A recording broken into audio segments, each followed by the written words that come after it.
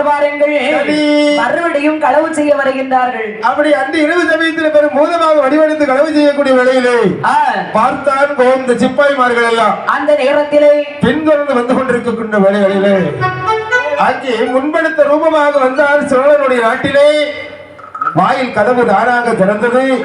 கை குழந்தையாக மாறி தொட்டிலே படுத்து தூங்குவதை கண்ணால கண்டார்கள். அப்படி செம்பிய மன்னனுடைய பிள்ளைகள் தான் கல்வர்கள் என்பதை கை முதலிலே கண்டுபிடித்தார். அந்த நேரத்திலே மறுநாள் பொழுது விடிந்தது. அரசவையானது கூடக்கூடிய வேளையிலே பார்த்தார்கள் இந்த கோதர்மார்கள் எல்லாம் ஓடோடி வருகின்றார்கள். ராஜாதி ராஜமன்னவா, களவு நடந்த கல்வனை நாங்கள் எல்லாம் பார்த்து விட்டோம். கண்டுபிடித்து விட்டீர்களா? கண்டுபிடித்தாகிவிட்டது. யார் அந்த கல்வன்? தங்கள் அரண்மனையில் தான் இருக்கின்றார்கள். என்ன என்னுடைய அரண்மனையில் இருக்கின்றான? இவனா? ராஜமன்னவா, அவரல்ல.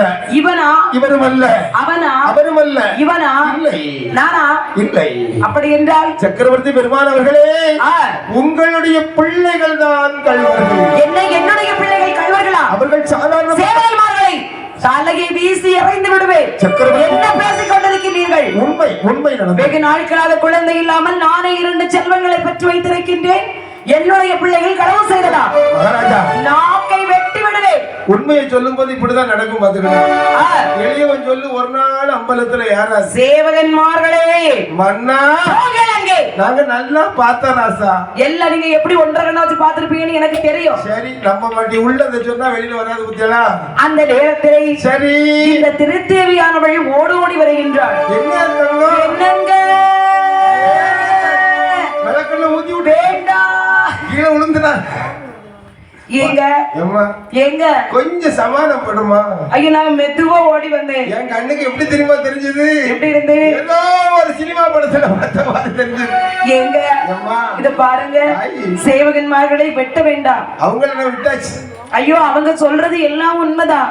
திருத்தேவி களவு செய்தது நம்முடைய பிள்ளைகள் தான். சொன்னா கேளுங்க. என்ன உணர்கிறாய்? சுவாமி, பிள்ளைகளுக்கு திருத்தனப்பால் ஊட்ட வேண்டும் என்று சொல்லி பிள்ளைகளை கையில் எடுத்தோம். பாத்தீங்களா?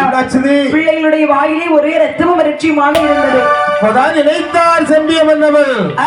அன்றைய தினத்திலே ஜோதிடர் நம்மிடத்திலே சொல்லி சென்றார் அல்லவா, 2 பிள்ளைகள் தங்களுடைய ராஜ்யத்தில் இருப்பதை உண்டுமையானால் மாடு ஆடு நிலைக்காது, நாடு நிலையாது என்று சொன்னாரே, அது இன்றைய தினத்திலே ஊர்ஜிதமாகிவிட்டது. மன்னவன் அப்பவே சொன்ன இந்த பிள்ளை 2 வேண்டாம். இனிமேல் நமக்கு இந்த பிள்ளை வேண்டாம்.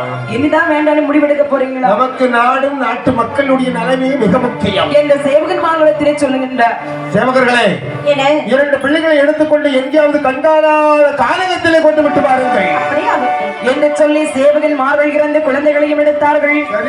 எப்படி வருகின்றார்கள் பாருங்கள். திருச்சோழ நாடது கடந்து இருவரையும் எடுத்து மது காட்டினோடு வெள்ளலான வேப்பமரம் மூடதிலே இட்டார். வேப்பமரம் மூடதிலே இட்டார். இருவரையும் வீடே கிடத்தி எப்படியும் தப்பி பிழை என்று சொல்லி, எப்படியும் தப்பி பிழை என்று சொல்லி, தப்பி பிழை என்று சொல்லி, எப்படியும் தப்பி பிழை என்று சொல்லி 2 குழந்தைகளையும் கையில எடுத்தார்கள் இந்த சேவகன் மார்கள். சரி, அப்படியே முக்காட்டிலை கொண்டு வேப்ப மரத்தடையில வீசிவிட்டு அவர்கள் போயிட்டாங்க. முக்காட்டில இருந்தார்கள் நீலன நீலிதவியமாக. சின்னந்திரி குழந்தையாக இருந்தவர்கள் நாட்கள் கடந்தது. பெரிய பால பக்குவத்தை அடைகின்றார்கள். அந்த நேரத்திலே சொல்லுகின்றாள் என் தாயாகி நீலியம்மையானவள். எப்படி? அண்ணா நீலராஜா, கேட்டீர அண்ணாவே, கேட்டீர அண்ணாவே,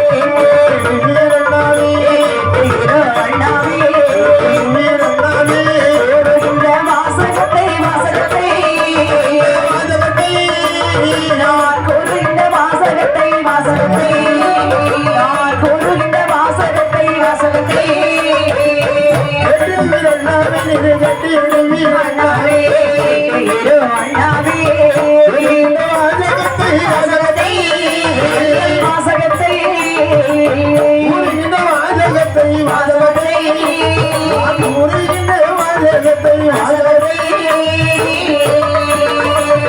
ராமினி மேல் எங்கிருந்தா மறைந்து விடுவான். ஆளுகிறேன் செங்காடு கொள்ளும் காடு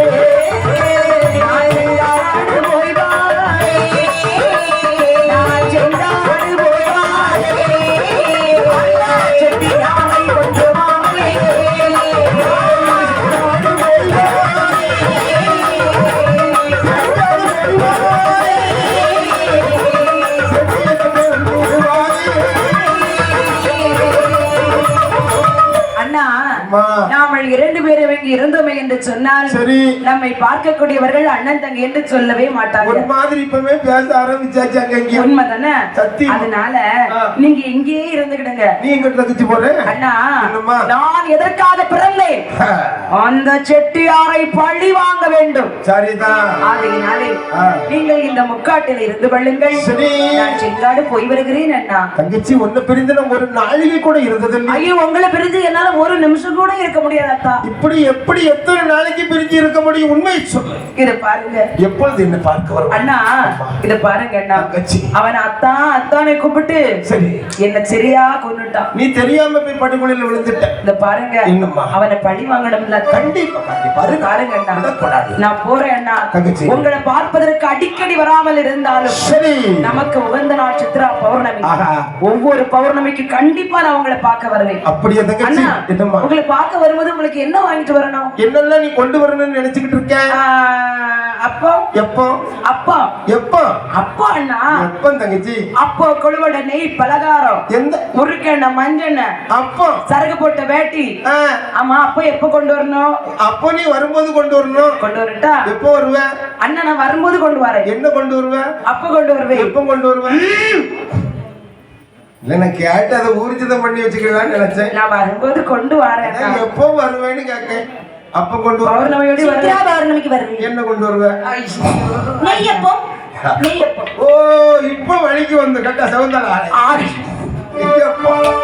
ஆகட்டுவை என்று சொன்ன உடனே சரி, பார்த்தாள் என் தாயா இசக்கியம்மையானவள் ஆண்டவனிடத்திலே செங்காடு போக வேண்டுமே என்று சொல்லி, தாயாக நீலியம்மையானவள் பகவானிடத்திலே ஆகாயத்தில் கேட்க வேண்டுமே என்று சொல்லி கேட்கின்றாள் தெரியுமா? பகவானே